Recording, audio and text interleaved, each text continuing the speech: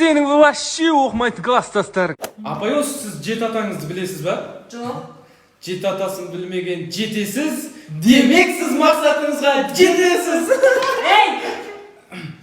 Медет абай жұмысын істедің ба? Иә, апай, үйде стяж құйып, шлак түсіріп, үйдің бүкіл жұмыстарын істеп келгенсің ғой.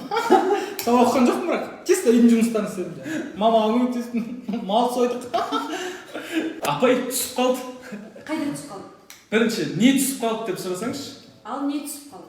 Зарплатаңыз. Апай, Арифлейм новый каталогтар келіп отқан жоқ па, мен тақап тұрып еске боламын. Деп. Қайсы? Фу, терін естіп қазір киген жүнмен. Манас, бәйтеректің суреті бар, күнделік ал десем, неге бәйтерек тобының суреті барын алғансың?